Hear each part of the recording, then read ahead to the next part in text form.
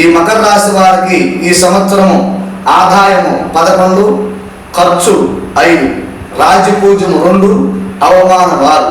ఈ రాశి వారికి ప్రారంభం నుండి లగాయతు పట్టుదల బంగారం ఉన్నట్లుగా ఉన్నను. శుభగృహములు కొనుట, స్థిరాస్తిని అభివృద్ధి చేయడం జరుగును. 2 పంటములు 3 రకం ధనగముగా ఉన్ను. అట్లాగే నూతన వ్యక్తులతో స్నేహలాభం కలుగును. వాహనములు విలువైన వస్తువు కొనుట జరుగును. వివాహ శుభకార్యం నెరవేరును. వృత్తి వ్యాపారములు వారికి లాభించును. గౌరవ మర్యాదలు పొందులు యోగదరంగా ఉన్ను. విహారయాత్రలు, పుణ్యక్షేత్రం దర్శించుట, విదేశముకు వెళ్ళుట, ఆరోగ్యం బాగును. ఆసుపత్రులందు మందులు ఎక్కువ డబ్బులు ఖర్చు అవడం జరుగును. మనశ్శాంతి మటుకు ఉండదు.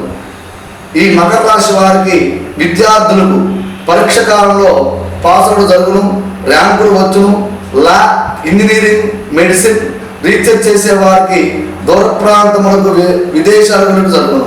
ఉద్యోగస్తులకు ఉన్నత స్థితికి చేరుట, అనుకూల ప్రదేశం ట్రాన్స్ఫర్ అవుట, స్థలంలో పనిచేయ వారికి స్థిరత్వము ఏర్పడును.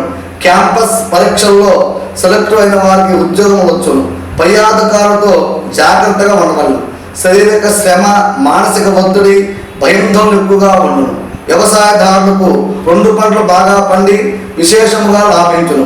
పండ్ల తోటలు, చేపలు, చెరువులు వృత్తి వారికి అధిక ధనము చేరుకోను.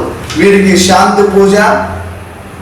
ఈ రాశి వారికి ఏనాడు శని దోషము పరిహారములకు శనికి 19,000 జపము, నువ్వుల దానము, మహామృత్యుంజయ జపము, సుందరకాండ పారాయణ, రాహువునికి 18,000 జపము, మినుముడు దానము, కేతువులకు 7,000 జపము, ఉడవ దానము, సుబ్రహ్మణ్యేశ్వర ఆరాధన దర్శనం చేయడం వల్ల చండీ హోమం చేయడం కూడా చాలా మంచిది. ఈ రాశి వారికి అదృష్ట రత్నము నీలము, అదృష్ట సంఖ్య 8.